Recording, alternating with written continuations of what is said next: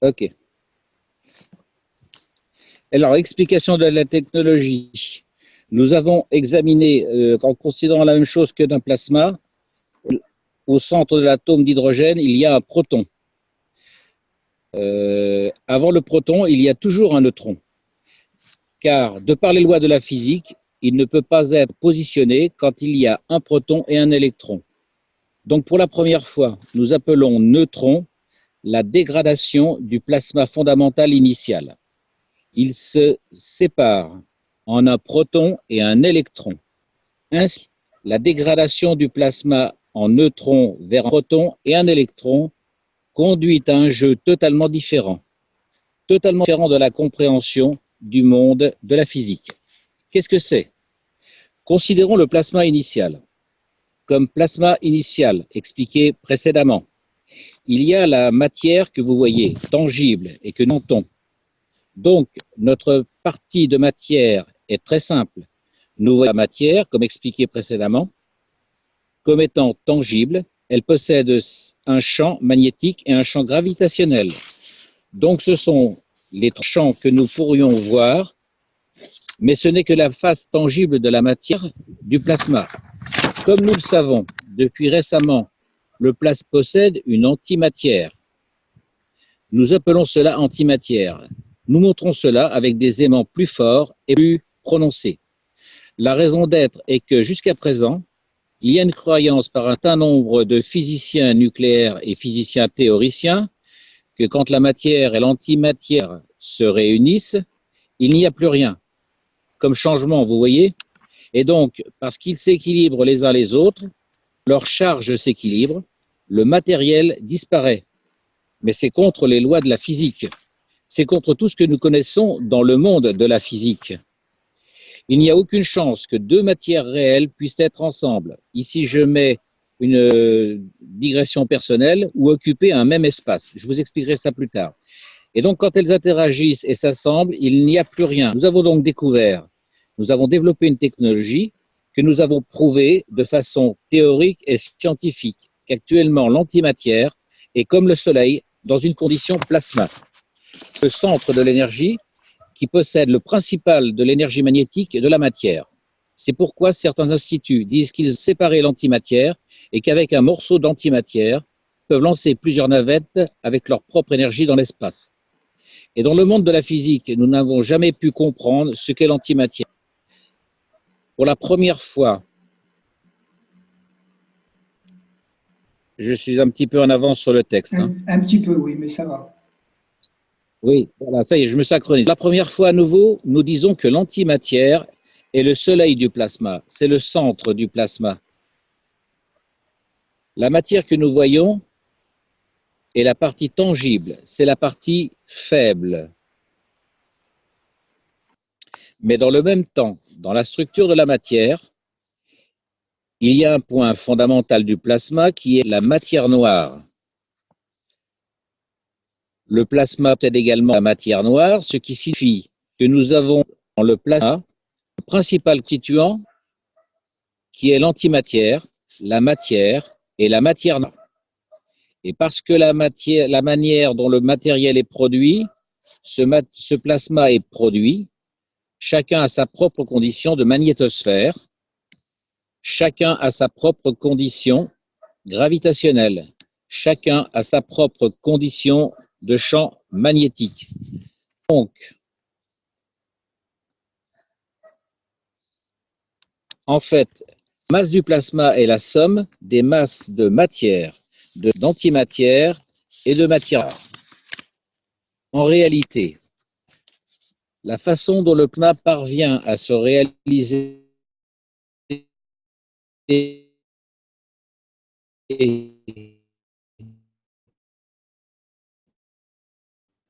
dans l'univers On est en train de te quand perdre, il se Jean-Jacques. rassemble et en rotation. Pardon? Tu stops, s'il te plaît? Oui, on était en train de te perdre là. On a eu quelques minutes, on t'a plus entendu. Je recule un peu, tu reprends un peu avant? S'il te plaît. Est-ce que vous m'entendez là à nouveau? Là, on t'entend de nouveau. Tu as juste disparu une ou deux minutes. Je relance. C'est Ah, parti. d'accord. Tu recales la vidéo. Alors, attends, stop la vidéo là que je retexte, s'il te plaît. Nous Oui, appelons le c'est fait. chat chanteur. Ah oui, d'accord. Alors, attends. Alors, 3 dans le livre, j'explique. 3, nous appelons. Alors.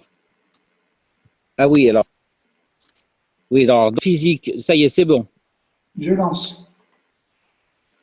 Alors, nous appelons cela la force F1. Nous appelons le champ toroïdal ou tor.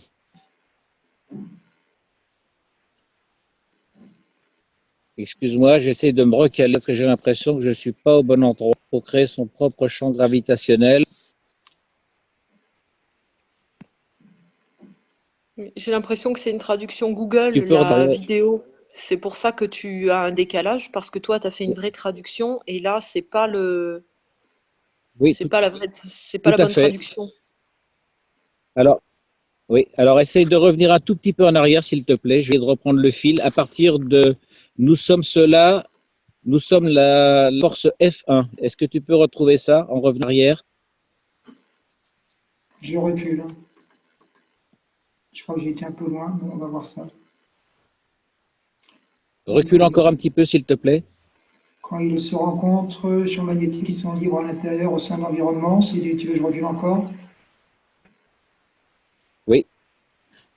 Bon, je recule encore, Stop, j'arrête. stop, c'est bon, c'est bon. Voilà, qui ne sont pas similaires. Alors attends, je retrouve je retrouve où c'était, qui ne sont pas similaires.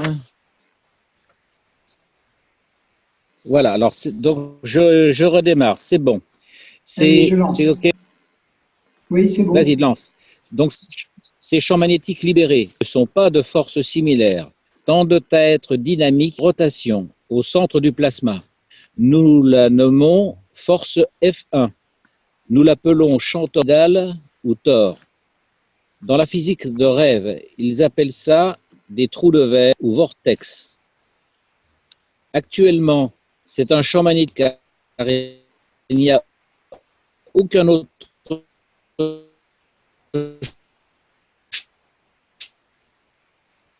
magnétique correspondant tournent dans leur centre. En même temps, il y a d'autres champs qui ne font pas partie de la matière parce qu'ils sont dispersés. Ils ne correspondent à aucune forme ou état. Et que se passe-t-il en réalité? Il y a juste des champs qui se perdent dans le plasma ou qui se dispersent. Que se-t-il? Ces plasmas, tels que le plasma antimatière, quand il se ferme en champ toroïdal, il subit une accélération, il tire l'énergie parce que c'est un dynamique. Dans le livre, j'explique ce qu'est l'antimatière et ce qu'est la matière noire et comment cette dernière se crée. C'est bon, je suis toujours calé? Oui, ça va. De façon très simple, nous disons qu'il y a une matière où les champs magnétiques sont littéralement en équilibre avec les champs magnétiques environnant le plasma. Ce sont les forces des champs magnétiques qui sont les mêmes. Ils ne créent aucune lumière dans leur interaction matérielle. Nous expliquerons l'action de la lumière ultérieurement et cela deviendra plus clair dans sa signification. Donc en fait, si vous changez la condition du plasma, son environnement, eh bien nous découvrons que la matière noire devient de la matière visible parce que seule la force du champ magnétique du plasma a changé.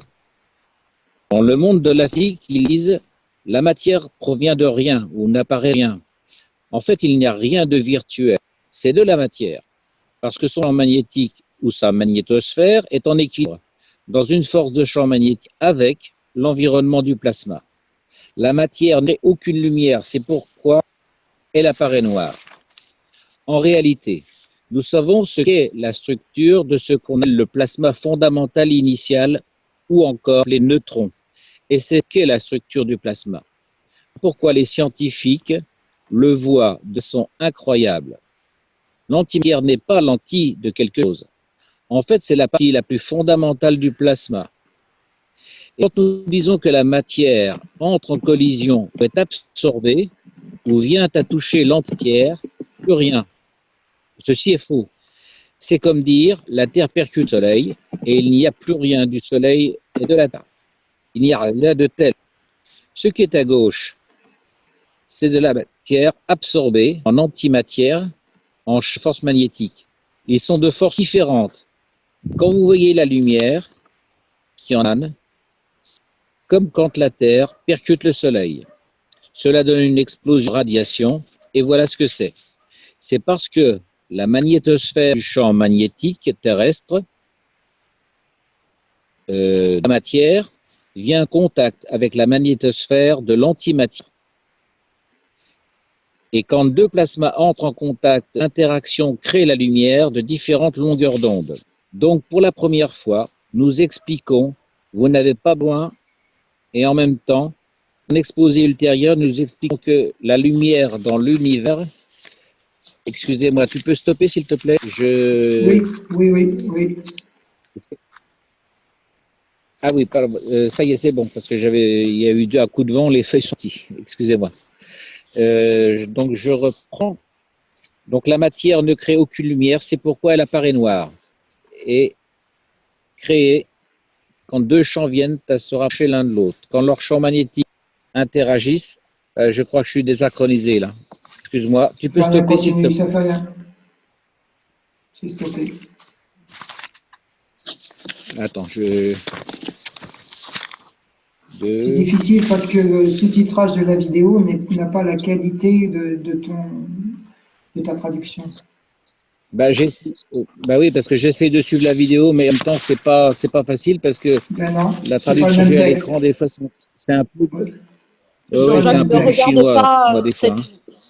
Ne regarde pas ce sous-titrage-là, c'est pas le bon, parce que le sous-titrage, c'est moi qui l'ai fait, et c'est pas ce que j'ai sous-titré.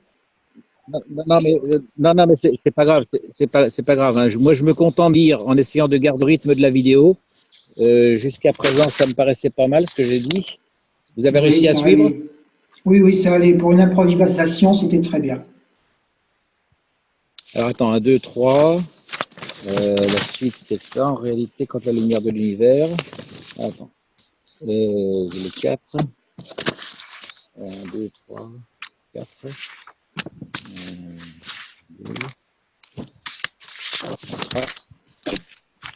Ils m'ont 4. Voilà.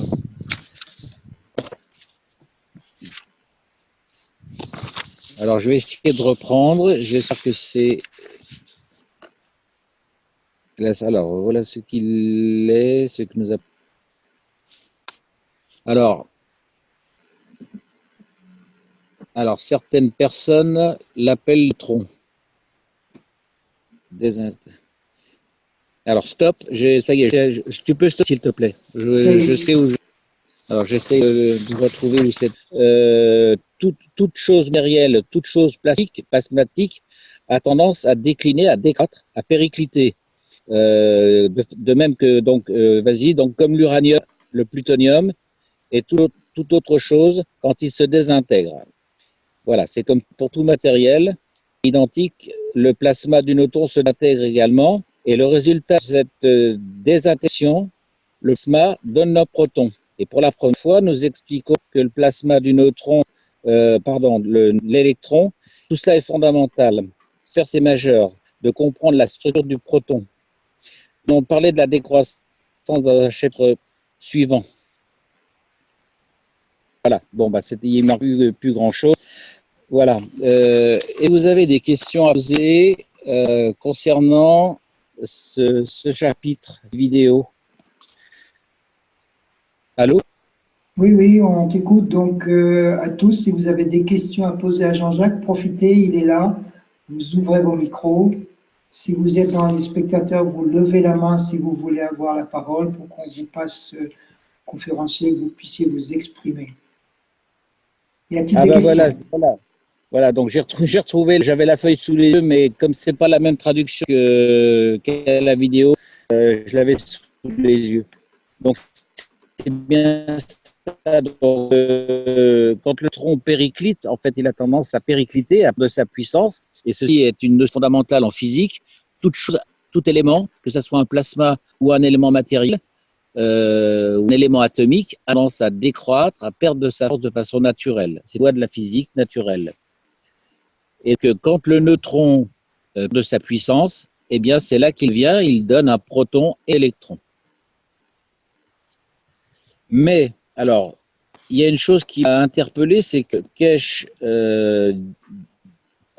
dit comme si c'est lui qui avait fait cette découverte. Est-ce que c'est lui qui a fait cette découverte et que ça apparaît dans la notion de la physique, des dernières notions physiques nucléaires?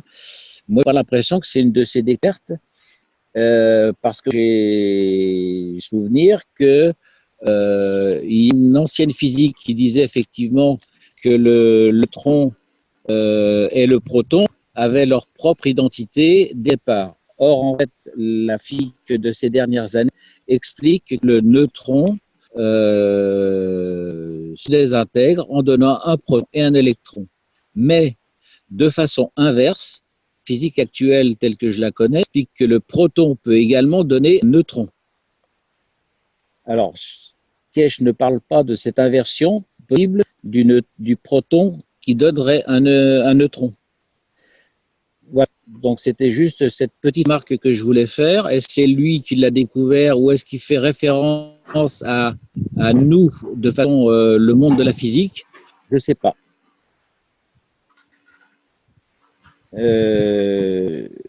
Alors, je sais que qui m'avait évoqué qu'une personne avait parlé du neutrino. Alors, le neutrino, est-ce que je peux évoquer le problème? Non, non, c'est bon. Neutrino, oui, c'est intéressant. Vas-y. Alors, il y a quelqu'un qui avait parlé du neutrino en disant qu'il pense que c'était la source originelle du plasma. Ce qui ne semble pas être le cas, puisque le neutrino, en fait, provient de la désintégration de l'hydrogène en passage quant à de l'hélium. D'ailleurs, l'hydrogène peut également le neutrino peut provenir de la dégradation du calcium en potassium. Et à ce moment-là, un neutrino apparaît. Donc, ce qui veut dire que le neutrino est une entité secondaire dans la chaîne des gradations des éléments atomiques. Donc, ce n'est pas une source originelle comme le pensent certaines personnes, je ne sais plus qui c'était. Donc, le neutrino et le neutron est bien la première source de plasma. Mais alors, je voudrais. Le neutrino, Jean-Jacques, c'est pas cette particule qui traverse absolument tous les corps? Voilà. Le neutrino a la propriété de traverser toute matière, y compris le corps humain, et donc nous sommes traversés par c'est des millions de neutrinos, et là, il n'a pas de masse. Il n'a pas de masse, mais il aurait peut-être bien de l'information, et c'est comme ça qu'on comprendrait qu'on puisse être soumis aux influences cosmiques des planètes et des galaxies qui nous entourent. Alors, pour moi, de ce que je comprends de la physique actuelle, tu as raison de dire qu'il traverse tout dans l'univers, mais c'est un élément secondaire de la dégradation de l'hydrogène. Or, l'hydrogène, c'est un des premiers éléments. Donc, je ne pense pas que le neutrino soit l'élément source. Le neutrino ne provient pas de neutron. Non, je ne parlais pas d'éléments sources, je parlais plutôt de messagers. C'est-à-dire que le Soleil balance des neutrinos chargés de l'information du Soleil qui nous traversent, nous, et c'est comme ça qu'on reçoit les informations des planètes nous entourant, par exemple. Alors, voilà, c'est tout à fait possible. N'oubliez pas, d'après ce qu'on vient d'expliquer, que le neutron, lorsqu'il se dégrade proton-électron, émet des quand deux plasmas se rencontrent, ils mettent une énergie lumineuse, une énergie de longueur d'onde. Donc ça peut être de la lumière visible ou invisible, et certainement que le neutrino fait partie de ces longueurs d'onde invisibles en masse. Oui. Voilà, moi c'est ce que je prends à l'heure actuelle. Oui, je crois qu'il y a un bel avenir à la compréhension du neutrino. Voilà, donc le neutrino fait partie certainement de ces longueurs d'onde sans masse. Alors évidemment, ça remet en cause la physique moderne qui dit que la particule est à la fois une longueur d'onde et une masse, selon Einstein. Alors, mais alors, le problème, c'est que le neutrino serait une longue onde sans masse, mais c'est tout de même un véhicule d'information. Donc, tu as tout à fait raison en disant que c'est certainement le vecteur qui porte l'information dans l'univers. Oui, c'est ça. Voilà. C'était le point que je voulais de précision apporter par rapport à cette question du neutrino. Donc, pour résumer un petit peu donc, le sujet neutron, donc le neutron comporte trois éléments: la matière, un élément de matière, un élément d'antimatière, un élément de matière noire.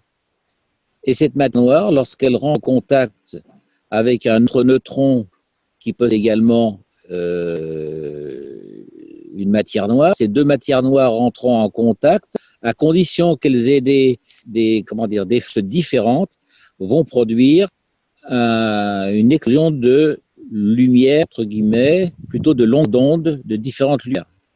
Donc, on peut avoir des infrarouges, des rayons X, des rayons gamma. C'est souvent plutôt des rayons gamma et bêta.